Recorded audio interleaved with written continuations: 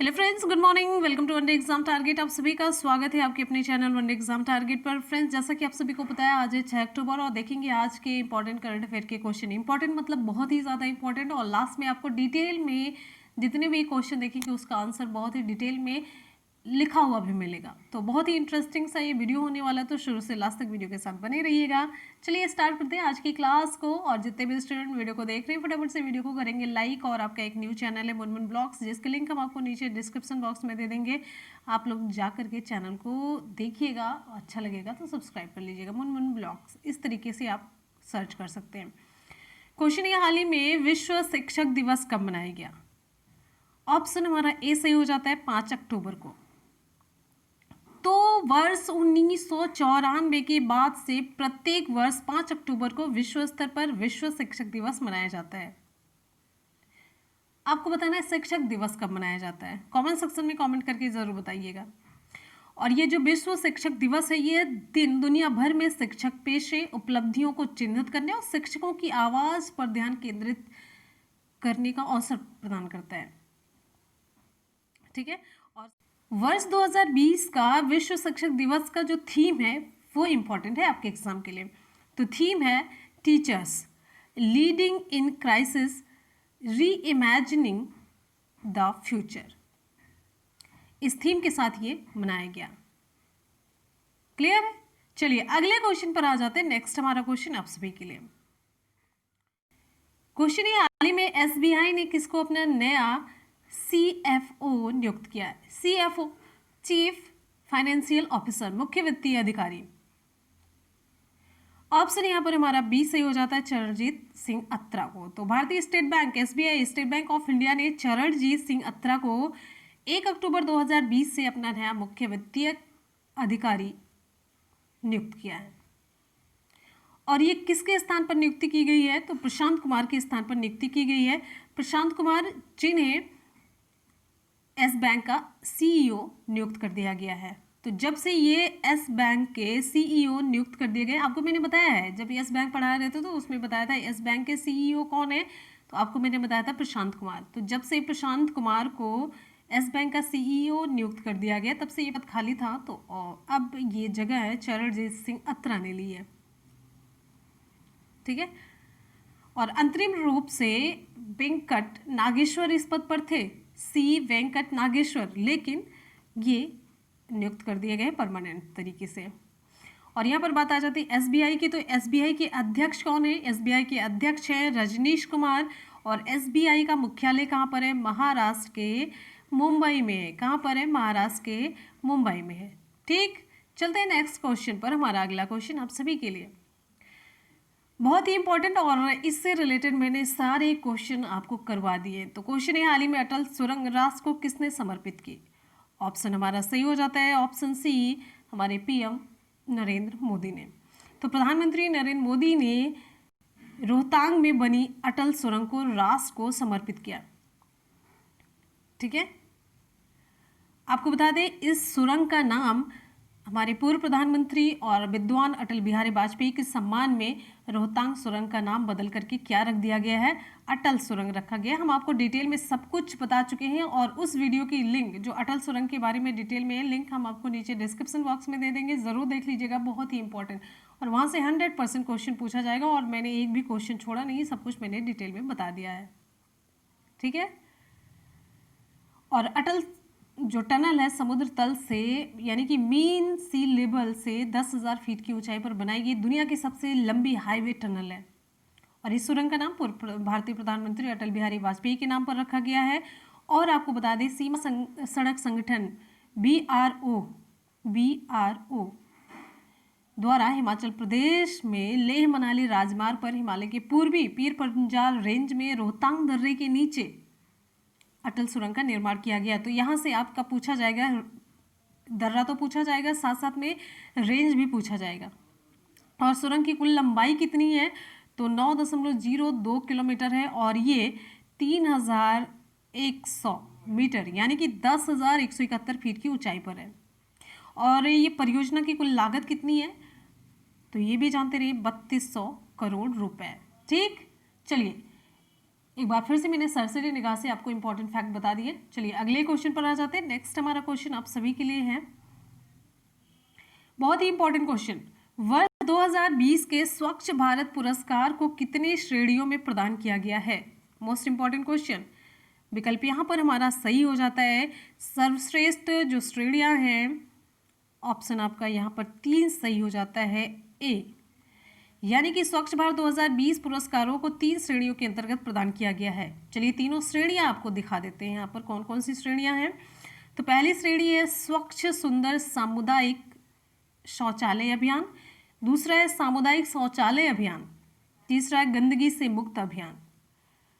अब इन कैटेगरी में किसे किसे मिला है ये भी हम देख लेते हैं। ठीक, बहुत ही इंपॉर्टेंट क्वेश्चन, ध्यान दीजिएगा।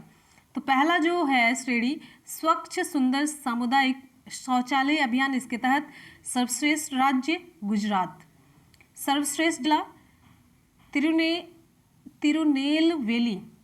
तिरुनेलवेली जो कि तमिलनाडु में है, और सर्वश्रेष्ठ ब्लॉक मध्य प्रदेश के उज्जैन के खाचरौद को मिला है। ये है ब्लॉक, कहाँ पर है? मध्य प्रदेश के उज्जैन में है ये। और सर्वश्रेष्ठ ग्राम पंचायत इस कैटेगरी के अंतर्गत आप देख रहे हैं, स्वच्छ सुंदर सामुदायिक शौचालय अभियान के अंतर्गत सर्वश्रेष्ठ ग्राम पंचायत चिन्नौर। फिर दूसरी कैटेगरी में आते हैं, सामुदायिक शौचालय अभियान, ये दूसरी कैटेगरी है आपकी, ये दूसरी कैटेगरी है। तो इसमें सर्वश्रेष्ठ राज्य उत्तर प्रदेश और गुजरात को, ठीक है, और सर्वश्रेष्ठ जिला प्रयागराज और बरेली को, ठीक है। और वेस्ट ग्राम पंचायत जो है ये असम के बुंगाई गांव बोरी गांव को मिला है। और गंदगी से मुक्त अभियान तीसरी कैटेगरी में मिला है। सर्वश्रेष्ठ राज्य है तेलंगाना और हरियाणा, और सर्वश्रेष्ठ जिला है मोगा पंजाब का। ठीक, ये है तीनों कैटेगरी में मैंने आपको डिटेल में यहाँ पर बता दिया।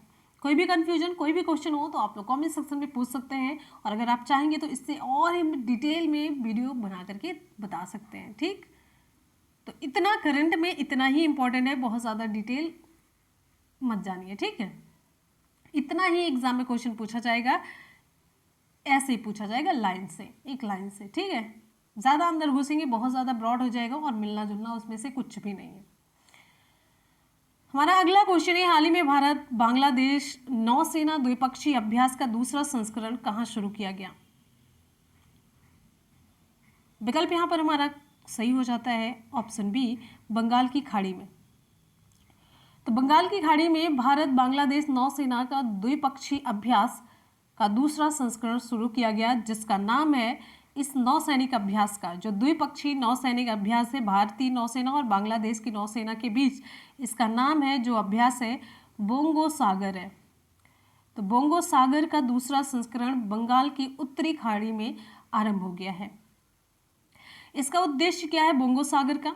तो बोंगो सागर ये आपसे पूछा जाएगा कि भारतीय नौसेना और बांग्लादेश की नौसेना के बीच जो द्विपक्षीय नौसैनिक अभ्यास हुआ उसका नाम क्या है? तो ये होगा आपका उत्तर बोंगो सागर।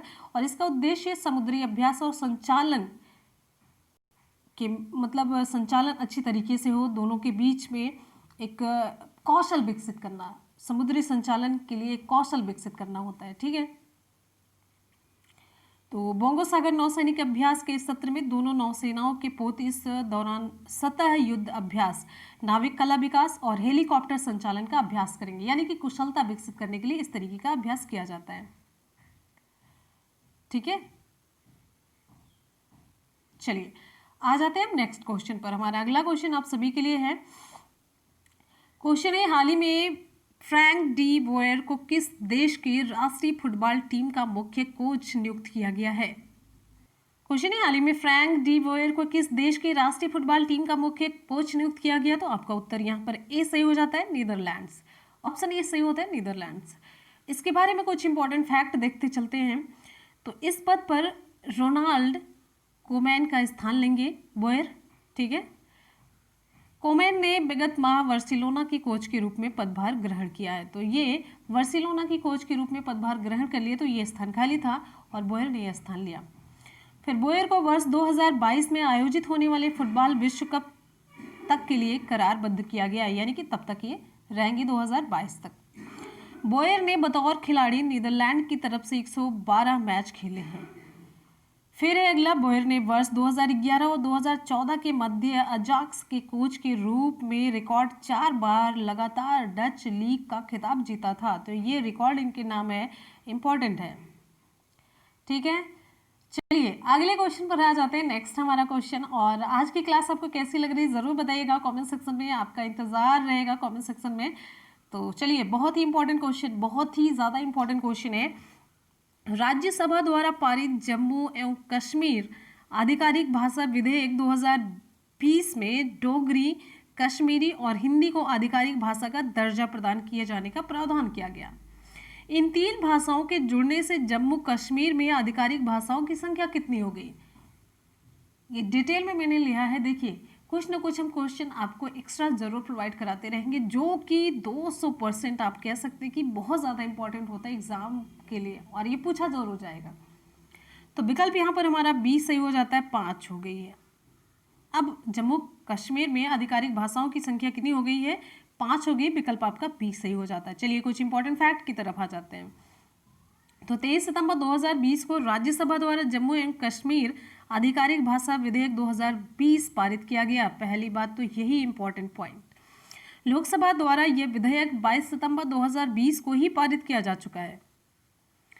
अब यहाँ पर देखिए, इस विधेयक में कुछ भाषाओं जैसे डोगरी है, कश्मीरी और हिंदी को जम्मू एवं कश्मीर की आधिकारिक भाषा घोषित करने का प्रावधान है। और आपको बताना है, इस विधेयक के तहत कश्मीरी, डोगरी, हिंदी, अंग्रेजी और उर्दू को केंद्र शासित प्रदेश जम्मू एवं कश्मीर की आधिकारिक भाषा का दर्जा प्रदान किया गया। तो इस तरीके से कुल कितनी आधिकारिक भाषाएं हो गई? 5 हो गई हैं। ध्यान रखना है, एक क्वेश्चन आएगा एग्जाम में। यह प्रावधान उस तिथि से लागू होगा जिस तिथि को केंद्र शासित प्रदेश का प्रशासन इसे अधिसूचित करेगा। और इस विधेयक में स्पष्ट किया गया कि अधिनियम के लागू होने से पूर्व जिन प्रशासनिक एवं विधायी उद्देश्यों के लिए अंग्रेजी का उपयोग होता था, उनके लिए अब भी अंग्रेजी का उपयोग होता रहेगा। कोई बाउंडेशन नहीं कि ये खत्म ही कर दिया जाए। बात समझ में आ रही है? चलिए, सारे फैक्ट मैंने आपको बता दिए। आ जाते हैं हम नेक्स्ट क्वेश्चन पर। हमारा अगला क्वेश्चन आप सभी के लिए, चलिए, सितंबर 2020 में खेल मंत्रालय ने खेलो इंडिया योजना के तहत मेघालय और कितने अन्य राज्यों या केंद्रशासित प्रदेशों में खेलो इंडिया राज्य उत्कृष्टता केंद्र स्थापित करने का निर्णय किया है? तो विकल्प यहाँ पर हमारा सही हो जाता है ऑप्शन ए, 5। खेलो इंडिया राज्य उत्कृष्टता केंद्र स्थापित कितना पूछा गया है, कितने अन्य राज्यों केंद्र शासित प्रदेशों में? तो उत्तर आपका 5 सही हो जाता है, ठीक है, ऑप्शन ए। कुछ इंपॉर्टेंट फैक्ट की तरफ आ जाते हैं। तो 22 सितंबर 2020 को केंद्रीय मंत्री किरेन रिजिजू ने जानकारी प्रदान की कि खेल मंत्रालय ने खेलो इंडिया योजना के तहत मेघालय और 5 अन्य राज्यों और केंद्र शासित प्रदेशों में खेलो इंडिया राज्य उत्कृष्टता केंद्र स्थापित करने का निर्णय किया है। करेक्ट। चलिए अगले पॉइंट पर चलेंगे। मेघालय के अलावा 5 अन्य राज्य और केंद्र शासित प्रदेशों में हैं दादरा और नगर हवेली और दमन और दीव, महाराष्ट्र, मध्य प्रदेश, असम और सिक्किम। तो ये मेघालय के अलावा 5 पूरे राज्यों केंद्र शासित प्रदेश को मिला करके शामिल किए गए हैं। क्लियर है? दादरा और नगर हवेली, दमन और दीव, महाराष्ट्र, मध्य प्रदेश, असम और सिक्किम शामिल है इसमें। मोस्ट इंपॉर्टेंट पॉइंट है, मोस्ट इंपॉर्टेंट क्वेश्चन था, इसलिए मैंने लिया। वही है कि 200% वाला एग्जाम में पूछा जाएगा, और इन्हें दूसरे चरण के लिए चुना गया है। और यहाँ पर देखिए, इन 6 नए खेलो इंडिया राज्य उत्कृष्टता केंद्र की स्थापना का उद्देश्य देश में एक मजबूत खेल ढांचा विकसित करना है। तो पूरा मेघालय को लेकर के पूरा 6 हुआ कि नहीं हुआ? क्लियर हुआ? चलिए, तो फ्रेंड्स यहाँ पर आज के करंट अफेयर के क्वेश्चन हो जाते हैं कंप्लीट। आपको कैसे लगे जरूर बताइएगा। एक बार जल्दी से फटाफट से वीडियो को शेयर कर दीजिए अपने दोस्तों में। क्वेश्चन का रिवीजन कर लेते हैं, सुपर फास्ट रिवीजन। हाल ही में विश्व शिक्षक दिवस कब मनाया गया? ऑप्शन ए सही हो जाता है हमारा 5 अक्टूबर। नेक्स्ट है, हाल ही में एसबीआई ने किसको अपना नया सीएफओ नियुक्त किया? ऑप्शन बी चरणजीत सिंह अत्रा को। अगला क्वेश्चन है, हाल ही में अटल सुरंग राष्ट्र को किसने समर्पित की? तो ऑप्शन आपका सी सही हो जाता है, पीएम मोदी ने। नेक्स्ट हमारा क्वेश्चन है, वर्ष 2020 के स्वच्छ भारत पुरस्कार को कितनी श्रेणियों में प्रदान किया गया? ऑप्शन ए सही होता है, 3 श्रेणियों में। क्वेश्चन ये, हाल ही में भारत बांग्लादेश नौसेना द्विपक्षीय अभ्यास का दूसरा संस्करण कहाँ शुरू किया गया? ऑप्शन बी सही हो जाता है, बंगाल की खाड़ी में। क्वेश्चन है, हाल ही में फ्रैंक डी बोयर को किस देश की राष्ट्रीय फुटबॉल टीम का मुख्य कोच नियुक्त किया गया? ऑप्शन ए सही हो जाता है नीदरलैंड्स। नेक्स्ट है, राज्यसभा द्वारा पारित जम्मू एवं कश्मीर आधिकारिक भाषा विधेयक 2020 में डोगरी, कश्मीरी और हिंदी को आधिकारिक भाषा का दर्जा प्रदान किए जाने का प्रावधान किया गया। इन तीन भाषाओं के जुड़ने से जम्मू कश्मीर में आधिकारिक भाषाओं की संख्या कितनी होगी? ऑप्शन बी 5 होगी। नेक्स्ट हमारा क्वेश्चन है, सितंबर 2020 में खेल मंत्रालय ने खेलो इंडिया योजना के तहत मेघालय और कितने अन्य राज्यों केंद्र शासित प्रदेशों में खेलो इंडिया राज्य उत्कृष्टता केंद्र स्थापित करने का निर्णय किया? तो ऑप्शन ए सही हो जाता 5 और मेघालय को मिला देंगे तो आप पूरे 6 हो गए। तो फ्रेंड्स, यहाँ पर आज के करंट अफेयर के क्वेश्चन कंप्लीट हो जाते हैं। चलते कल के क्वेश्चन की तरफ। कल के क्वेश्चन का हम सुपरफास्ट रिविजन करेंगे। हमारा क्वेश्चन है, हाल ही में बंगाल पियरलेस ने अपना नया ब्रांड एम्बेसडर किसे नियुक्त किया? ऑप्शन ए सौरव गांगुली को। नेक्स्ट क्वेश्चन है, हाल ही में T20 इंटरनेशनल में MS धोनी का विकेट कीपिंग का रिकॉर्ड किसने तोड़ा? तो MS धोनी के विकेट कीपिंग का रिकॉर्ड तोड़ा है, ऑप्शन आपका बी सही हो जाता है, एलिसा हीली ने। नेक्स्ट क्वेश्चन है, हाल ही में किस सरकार ने जल क्षेत्र में डेनमार्क के साथ समझौता किया? ऑप्शन यहाँ पर हमारा सही हो जाता है सी, गुजरात सरकार ने। नेक्स्ट हमारा क्वेश्चन है, हाल ही में किस बैंक ने BSE के साथ छोटी कंपनियों को सशक्त बनाने के लिए साझेदारी की? ऑप्शन यहाँ पर हमारा सही हो जाता है ऑप्शन ए, यस बैंक ने। क्वेश्चन है, हाल ही में एमनेस्टी इंटरनेशनल ने किस देश में अपना काम रोका? ऑप्शन ए सही हो जाता है भारत में। हमारा नेक्स्ट क्वेश्चन है, हाल ही में अंतर्राष्ट्रीय अहिंसा दिवस कब मनाया गया? अंतर्राष्ट्रीय अहिंसा दिवस ऑप्शन ए सही हो जाता है 2 अक्टूबर को मनाया गया। नेक्स्ट क्वेश्चन है, हाल ही में किस सरकार ने पोर्टल कृतज्ञता का शुभारंभ किया? ऑप्शन बी सही हो जाता है, असम सरकार ने। नेक्स्ट क्वेश्चन है, हाल ही में किस सरकार ने पथश्री अभियान का शुभारंभ किया? पथश्री अभियान ऑप्शन सी सही हो जाता है, पश्चिम बंगाल। अगला क्वेश्चन है, हाल ही में नाबार्ड ने वार्षिक कार्यक्रम के लिए कितनी पुनर्वित्त सुविधा की घोषणा की?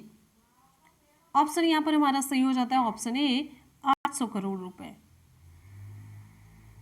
ठीक है, तो फ्रेंड्स, यहाँ पर कल के क्वेश्चन का भी सुपरफास्ट रिवीजन हो गया। चलते हैं हम आज के सवाल की तरफ। आज का सवाल आप सभी के लिए। आज का हमारा सवाल है, हाल ही में अटल सुरंग राष्ट्र को किसने समर्पित की? आप लोग कमेंट सेक्शन में सब कुछ डिटेल में बताएंगे अटल सुरंग के बारे में किसने समर्पित की।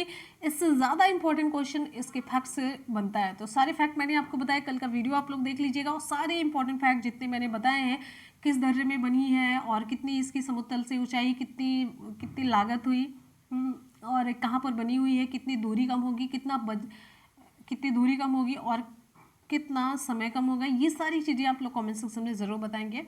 ठीक है, चलिए इसी के साथ ही आज की क्लास को कंप्लीट करते हैं। आप लोग पढ़ते रहिए, मेहनत करते रहिए, सफलता जरूर मिलेगी। मिलेंगे फिर इसी के साथ ही नेक्स्ट वीडियो में। तब तक के लिए goodbye and take care. Thank you so much. Love you all. Bye bye and take care. जय हिंद।